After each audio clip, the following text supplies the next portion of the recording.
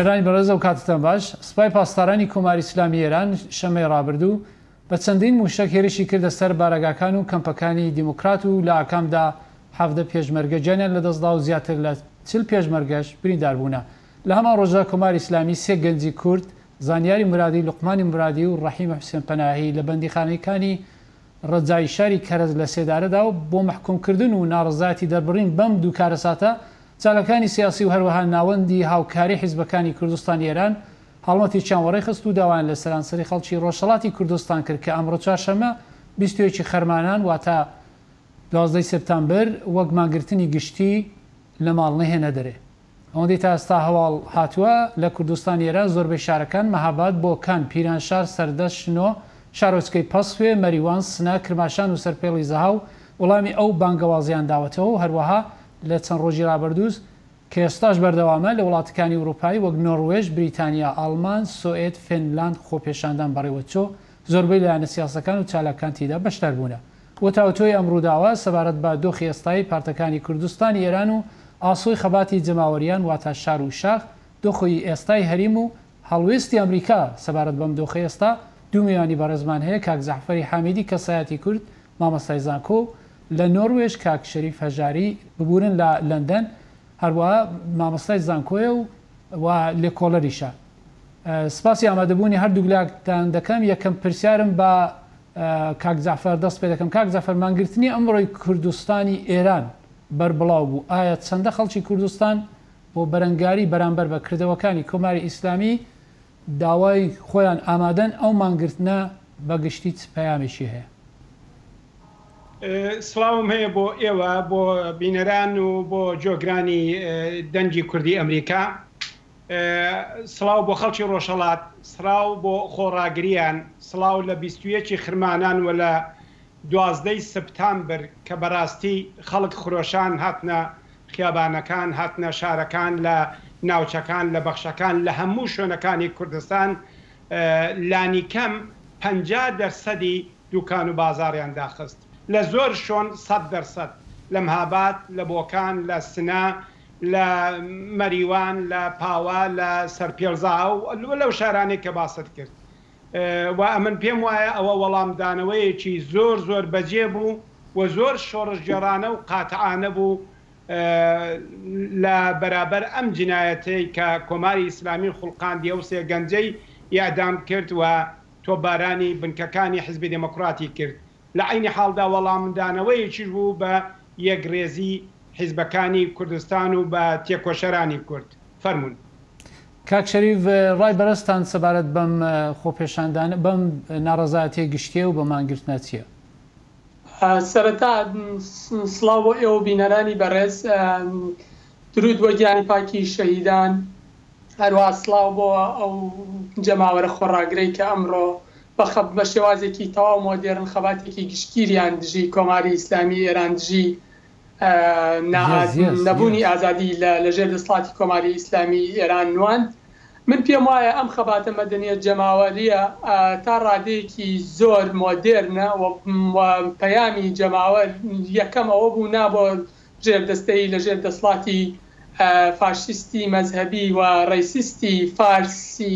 ڕژێمی ئێران. دووەم بەڵێ بۆ پشتیوانی هێزەکانی خۆرهەڵاتی کوردستانە و هێزانیان کە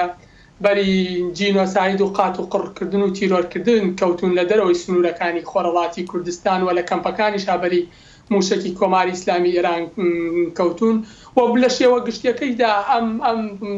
خۆپشاندانە جەماوەریە هەڵگری وشەی نایە بە شێوازێکی گشتی بۆ دەسەڵاتی کۆماری ئیسلامی ئێران و داگیرکاری کۆماری ئیسلامی ئێران لە خاکی خۆرهەڵاتی کوردستاندا. کاک زەعفەر، چەندین ساڵ پێشیش ڕێژیمی ئێران بەهێزێکی زۆر هەر هێرشی کردە نێو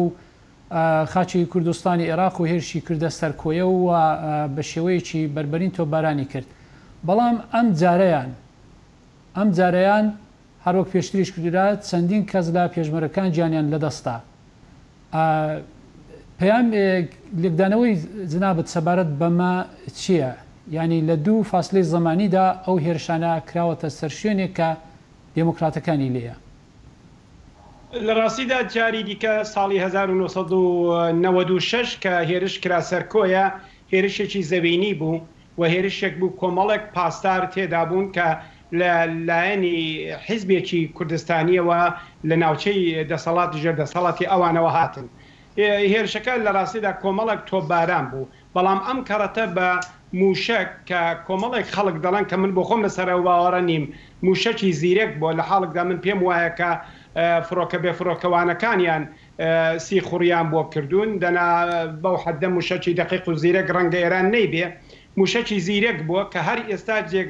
جێگا و شوێنەکانی ڕوون نییە. لایەنێک بۆ خۆیان دەڵێن لە ورمێەوە هاویشتومانە، لایەنێک دەڵێن لە سوورێنەوە شاخی سوورێنەوە هاوێشراوە، یەک دەڵێن نا لەو پایگای نوێی کە لە باشماغی بینی سەقز و مەریواندا مەزراندۆ لەوێەوە هاویشتویانە و باز لەوەش دەکرێ و لە ڕاستیدا ڕۆژنامەی بەیانی عەرەبی ئیماڕەتی متحیدەی عەرەبیش باز لەوە دەکا کە لێکۆڵەرەوانی ئەمریکایی کە چوون لە شوێنی تەقینەوەکە بوون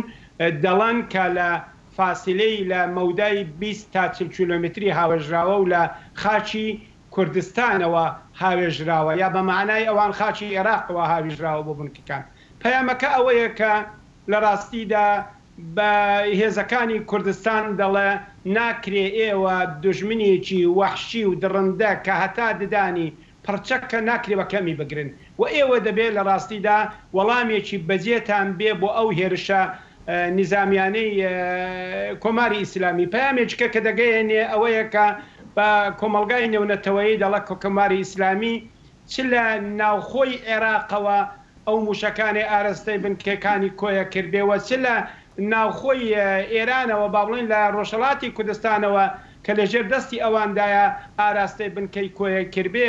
هیچ لە پرسەکە ناگۆڕێ. پرس ئەوەیە کە ئەوان سنووریان بەزاندووە و ئەوان لەو سنوور بەزەنی خۆیاندا لە واقعدا پێیان لە قەراردادی نێونەتەوەیی پێیان لە بڕیارەکانی سازمانی میلەل متحید ناوە و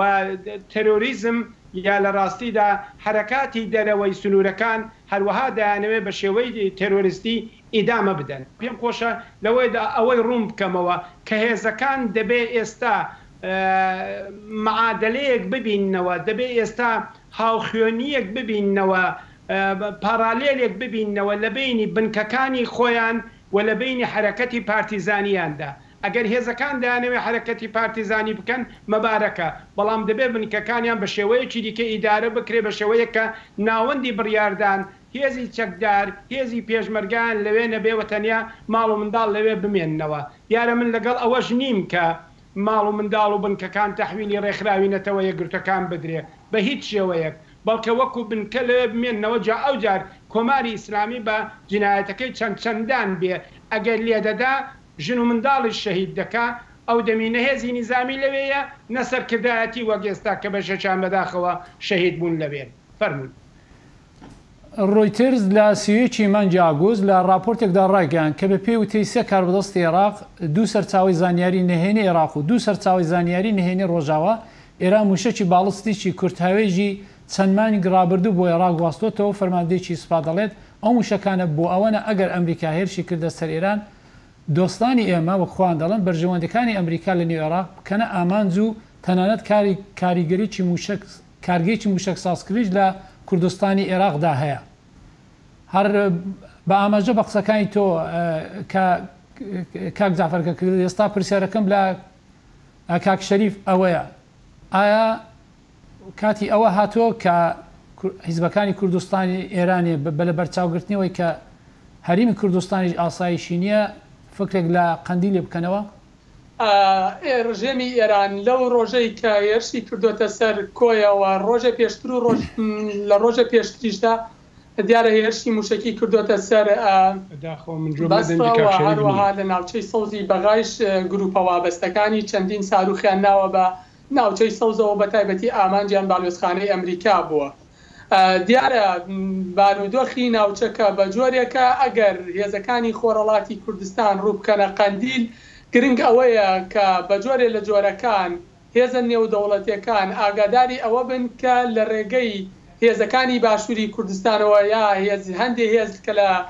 قەندیلن کێشەیان بۆ ساز نابێ و ئێران لە ڕێگەی ئەوانەوە شەڕیان ناکات، چونکە ئێمە لە یادمان نەچێت ئەو هێرشەی کە کراوەتە سەر کۆیە ڕەنگە دەستی حەشدی شەعبی تێدا بێ و لە کەرکووکەوە فڕۆکاڵ فڕۆکەی بێفڕۆکەوانە نەڵساند بێت و ڕەنگە لە شوێنی تریشۆ ئەنجام درابێ. ڕاستە موشەکەکان لە ورمێەوە تەقێنراون، بەڵام ئایا لە کوێوە فڕۆکە بێفڕۆکەوانەکان هەڵسێنراون. لەبەرەوە من پێم وایە هێزەکانی خۆرەڵاتی کوردستان لە ئێستادا گرنگترین دۆخە کە یەکگرتوو یەکڕیز بن و ئەمڕۆژ پەیامی خۆرەڵاتی کوردستان ئەوەی بە هەموو حیزبەکانی خۆرەڵاتی کوردستان گەیان کە پێویستە یەکگرتوو بن بە یەکگرتووی ئەو بە یەکگرتووی ئێمە ئەو ڕژێمە لە کۆتاییدایە. من پێم وایە بۆ ئەوەی هێزەکانی خۆرەڵاتی کوردستان ڕوو بکەنە قەندیل پێش هەموو شتێک پێویستە تا ئەندازەیەکی زۆر لەو پرسەدا بە ناڕاستە و خۆش بێ ئەمریکا هاوکاریان بێت، چونکە ئێمە دەبینین ئێران لە ناوچەکەدا هەموو ئەو گروپانەی کە پرۆکسی خۆین، کە سێبەری خۆین، کە وەکیلی خۆین، ئەتوانێت شەڕی خۆیان پێ بکات لە قەندیلی شابێ و ئێران لە قەندیلی شاهێزی خۆی هەیە، لە باشووری کوردستان هەیەی، لە عێراق هەیەی. بۆیە بە جۆرێ لە جۆرەکانی هێزەکانی خۆرەڵاتی کوردستان توانم بڵێم لە گەمارۆیەکی ترسناکتان ڕاستە هێزی شۆڕژگێرن، هێزی خەباتکارن، هێزی فیداکارن، بەڵام ئەوە لە ڕووی لایەنە سیاسی و سەربازەکانی نەوە هەموو شتێک نییە. بیریشمان نەچێت هێرشی موشکی ئێران بۆ سەر کۆیە شکۆشکاندنی UN و هی ئەمریکایە لەو ڕوانگەی کە ئەو کەمپەی کە ئێران هێرشی کردوتە سەر پەنابەرانی کوردی ئێرانی لێەوە، ئەو پەنابەرانەش لە نەتوێگرتوەکانە بە فەرمی هەویەی یا ناسنامەی نەتوێگرتوەکانیان هەیە. ئێران بە موشک تەقادنەکانی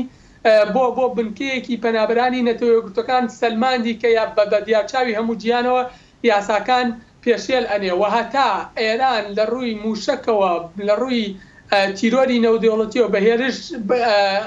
هێرش ئەنجام بدات و یاساکانی نەتوێگرتوەکان پێشێل بکات، بیرمان نەچێت کە مەترسی هەرە سەرێکەکە لە سەر خودی ئەمریکایە کە دوێنێ یانزەی ساڵیادی یانزەی سێپتەمبەر بوو یانزەیەکی سێپتەمبەری تری بەسەرانەیەتەوە و من پێیشم وایە ئەو چەند موشەکەی کە هەرچەندە خۆی ئێرانەڵێ 7 موشەکەم ناردۆ و 6یان نزیک بوون لە ئامانجەکە، یەکێکیان دیارە لە ناوچەی ڕانێ و حاجەوە کەوتۆتە خوارەوە، بەڵام هەندێک نووسەری ئێرانی پیان وایە ئێران 7 موشکی تەقاندووە، هەندێکیان هەر نەگەشتونەتە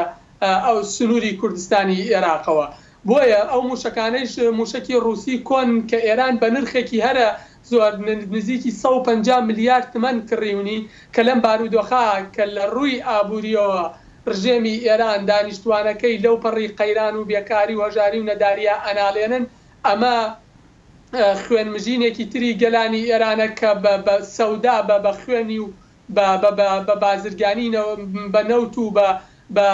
ئەباری ئابووری خەڵکەوەکە و ئەینێ بە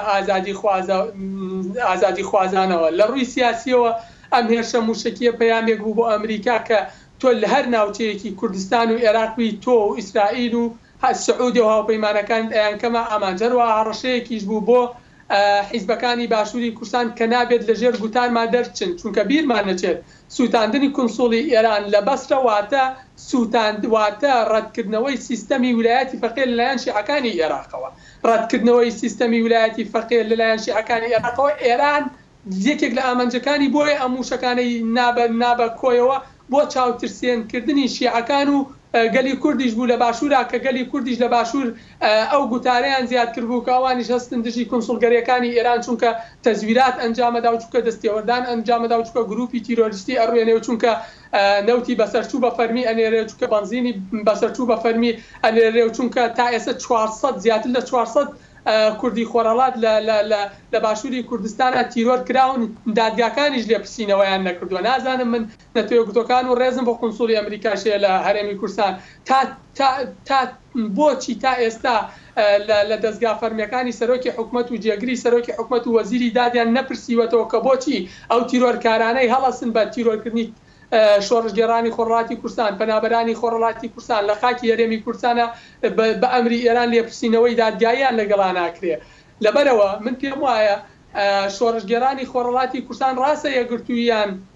فاکتێکی گرنگە لەم ساتەدا، بەڵام پێویستە ئەمریکا و کۆمەڵگەی نێودەوڵەتی UN بەهانایانەوە بێ. ئەم هێرشێکە بە تایبەت بۆ سەر ئامانجەکانی ئەمریکا لە خاکی کوردستانی عێراق و عێراقدا، چونکە بیرمان نەچێت وەک پێشوو ئاماژەم پێدا ڕۆژێک پێشتر هێرشی کردوتە سەربەسرا هەروە 3 ساروخیشی ناوە بە ناوچەی سەوز و باڵۆزخانەی ئەمریکا لێەوە و بیریشمان نەچێ ڕاگەیانی کۆشکی سپیش ئاماژە بۆدا کە گروپە وابەستەکانی ئێران ئەیانوێ ئەمریکیەکان و ئەمریکەکان و باڵۆزخانە و کنسوڵی ئەمریکەکان بکەنە ئاماژ لەبەر ئەم هەموو هۆکارانەوە لەبەرەوەی 11ی سێپتێمبەری تر ڕوونەداتەوە پێویستە ئەمریکا بەڕاستی لە ئاستی کۆمەڵگەی نەودەوڵەتی و UN و یەکێتی ئەوروپا بە خۆداچوونەوەی جدی بکەن ئەم کارانەی ئێران ئەیکا بەڕاستی یاسا بە تەواوەتی پێشێلکردنی یاسایەوە کۆشکاندنی خودی UN و خودی ئەمریکایە ئەگەر بێت و ئەمریکا پشتیوانی لە هێزەکانی خۆرهڵاتی کوردستانەکە هێزەکانی خۆرهڵاتی کوردستان بەتەنها ناتوانن ڕوبەڕووی ئێران ببنەوە بە تایبەتی هێزی عەمیلی خۆی هەیە لە هەموو ناوچەکانی باشووری کوردستان و قەندیل و لە عێراقدا ئەم کۆشکانەی ئێران لەلایەن جەماوەری بەسرە و کەربەلا و عێراق و ساڵبوونی گوتاری نابووە دەستێوەردانەکانی ئێران لە باشووری کوردستان زۆر گرنگە ئەگەر ئەمریکا بتوانێت بیخۆزێتەوە چۆن پشتیوانی لە ئازادی خوازانەکە بیرمان نەچێ بەشێکی ئازادی خوازانی وەکو من کە چەندین حاکمە ناسم چەندین خەڵکی تری شۆڕژگێڕە ناسم کە ڕەشەی کوشتنیان لێکراوە تا ئەندازێک دڵیان لە ئەمریکا سارد بێتەوە چونکە ئەمریکا بەهانای ئازادی خوازانەوە تا ئێستا وەک پێویست نهاتووە من لێرەوە ڕووەکەمە ئەمریکا هەڕەشەک موشک بارانەکانی ئێران بۆ کۆیە و بۆ بەستە و بۆ ناوچەی سەوز یەکەم جار کۆشکاندنی ئەمریکاوی ئێنە کە ئەگەر بە خۆیانە نەچنەوە لەم دۆخاکە جەماوەری باشووری کوردستان و باشووری عێراق و عێراق بەگشتی دژی ڕژێمی ئێران کەوتونەتە جوڵە هەروە ئەمڕۆژ لە خۆرهڵاتی کوردستان بەگشتی جەماوەر نای بۆ ئێران ڕاگەیاند و خۆپشاندانەکانی پێشووتری ئێرانیش بەگشتی نایان بۆ ئەو ڕژێمە ڕاگەیاندووە پێویستە ئەمریکا لەسەری بێتە جواب پێویستە ئەمریکا ئەوە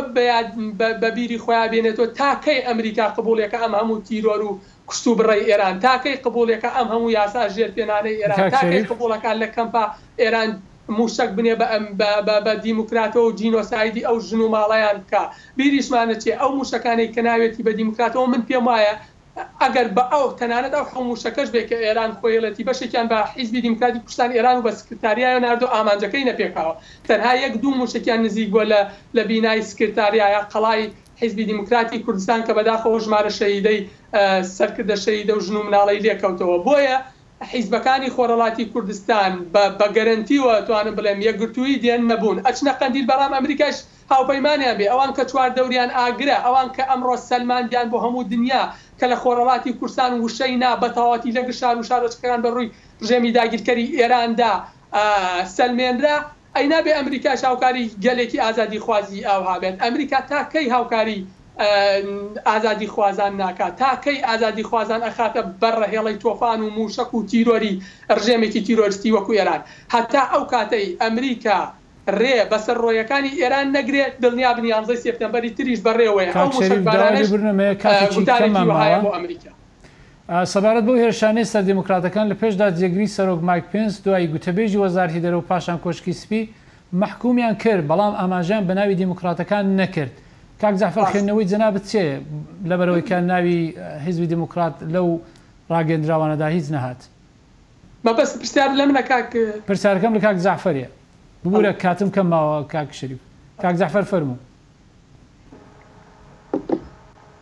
بەڵام